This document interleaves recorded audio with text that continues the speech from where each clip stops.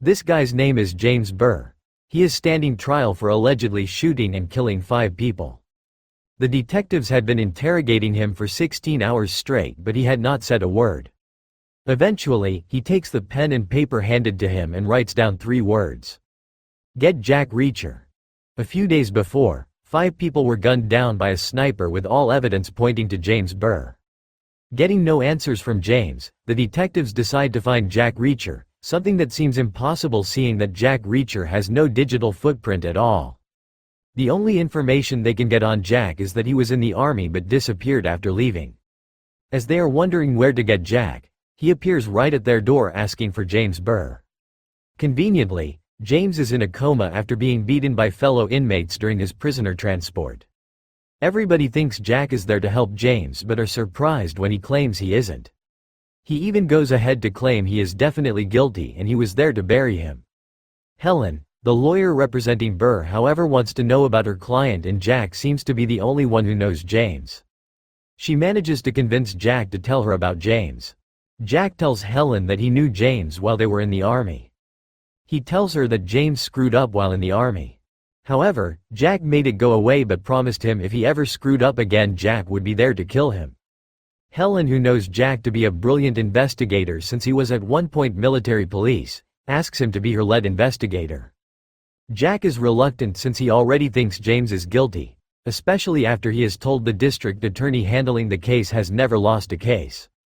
However, Helen is persistent and gets him to agree to help her. Jack starts by looking at the crime scene. He then looks at all possible positions a sniper would be to take out the victims. As he is doing this, he seems to be attracting some attention as someone appears to be following him. That night, Jack goes to a local bar, and as he is enjoying his beer, a young lady approaches him. She tries flirting with him but Jack is not interested. She is offended after Jack refers to her as a hooker, causing a scene. 5 guys appear out of nowhere and challenge Jack to a fight, claiming he insulted their sister. The guys are no match for Jack, who manages to fight them off. While they are fighting, cops arrive and arrest Jack. Jack gets a bit suspicious about the situation, especially how fast the cops appeared. The next day, Jack asks for James's credit card details. He figured if James had to practice his shooting, he would have to go to some gun range to do it. He then goes to the garage the lady from the bar the previous night told him she works in to inquire about the guys who attacked him. The girl called Sandy is terrified on seeing Jack. However, Jack calms her down, saying he only wants a name and an address. He is told the leader of the gang that attacked him was called Jeb. Jeb worked in the same garage as she did, but he had not shown up for work. She then goes on to hand him the address to Jeb's house. He immediately sets off to the address, but a car is seen following him. When he gets there, he fakes a warrant to an elderly woman by the door, gets in and starts looking around. He finds it weird that the electricity is off and the shower curtains are gone. Also, it looked like someone had gone through the things in the house. As he is still looking around, some goons appear and start attacking him.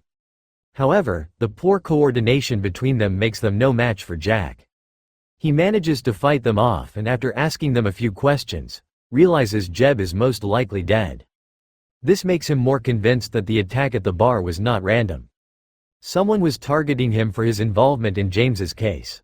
The events start making no sense to Jack, and despite being convinced James was guilty at first, he starts having second thoughts. As he leaves the house, the car that had been following him all day is seen to still be tailing him. When he meets up with Helen, the lawyer, he tries to explain to her how some things don't add up. Helen, who was already sure James was guilty despite being his lawyer, starts thinking she made a mistake in hiring Jack.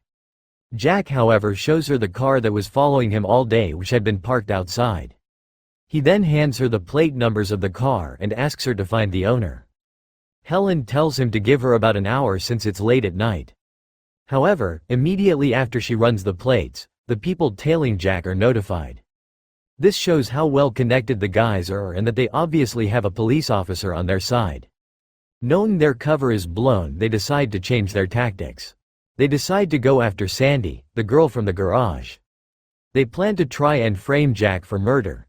They approach her pretending to be a friend of a friend. As they are talking, a man sneaks from behind her and without any warning, hits her, killing her on the spot.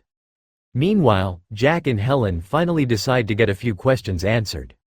After looking at the information they had, they figure out that one of the victims was the main victim while the other 4 were just cover-ups. As it turns out, the main victim refused to sell her company after her husband died. On that day she was on her way to secure a loan to save the company, something that did not sit well with some powerful people who wanted the company. However, with little evidence on their theory, and no information on the exact shooter, Jack decides to go to a gun range where he figured the sniper would go to train. However, on his way to the gun range, Jack spots the guys who have been following him the whole day. He then comes across Sandy's crime scene, unaware that the guys had killed her and framed him. His presence there is immediately noticed and it attracts the cops' attention. He immediately turns around and a police chase ensues. Jack's intentions aren't to get away from the cops. Instead, he starts chasing after the guys who are tailing him all day, leading the cops towards them. However, the police are not making it easy and he has no time to explain it to them. The chase gets messy since his targets are not an easy catch and the police keep blocking him. After dodging several roadblocks, he is finally stopped and has to change direction, losing his target. He cleverly escapes the cops by leaving the car moving and joining a group waiting for a bus at a bus stop. When he gets to the gun range, the owner is reluctant to give Jack information concerning his clients. However, Jack is too persistent, and after threatening to expose some illegal activities the guy has been involved in, the guy agrees. Reacher asks for the best sniper and is told that would be James Burr. However, Jack tells him that Burr could not be that good even on his best day. On looking at the CCTV footage, he realizes James never showed up alone when coming to practice. James's friend immediately becomes his prime suspect since it would be difficult for an average sniper like James to have killed the 5 people in such tough conditions that were present on the day the people were killed. He calls Helen and asks her to not say anything to anyone since he has been followed from the first day and only 3 people knew he was there: Helen, her father, who is also the district attorney, and the lead detective. However, Helen at the moment is already talking to his father, testing him to find out if he is involved. His father tells her he has no idea what she is talking about and that if she thinks her life is in danger, he would be willing to give her protective custody, something Helen finds suspicious. She storms out of his office and is on an elevator on her way out of the building. However, while in the elevator, the lead detective joins her. She immediately senses something is wrong and presses the alarm in the elevator. However, she is zapped using a taser until she passes out. When Jack calls Helen, he is surprised when a man picks up. He immediately knows it is the people who have been following him. The same people who are responsible for killing those 5 people, Sandy, and framing Jack. Jack, who is not interested in saving the lawyer since he has all the evidence he needs from the gun range, hangs up, confusing the guys. However, he remembers the guys killed an innocent girl just to frame him and this infuriates him. He calls them and they arrange a meet-up. Knowing he cannot rely on the police and having little to no friends at all, Jack looks for the only person who can help him. The owner of the gun range where he collected the evidence since he seemed like a good man. The meeting point is at an abandoned quarry site. His friend from the gun range sets himself up on some high ground to act as a sniper. Jack cleverly drives into the site in reverse, avoiding most of the shots. His friend on the other hand is busy taking out most of the goons with his sniper. Jack, being a skilled ex-soldier, manages to fight his way through the remaining goons.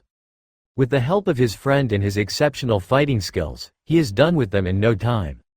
The lead detective knows things have gone wrong and hides behind Helen, using her as a human shield. This doesn't stop Jack, who is a perfect marksman and in one shot takes out the cop. In the room, the leader of the whole operation, an old man called Tolviak, a name that means prisoner, is seen seated at the corner. After securing the room and ensuring the old man is no threat, they call the police.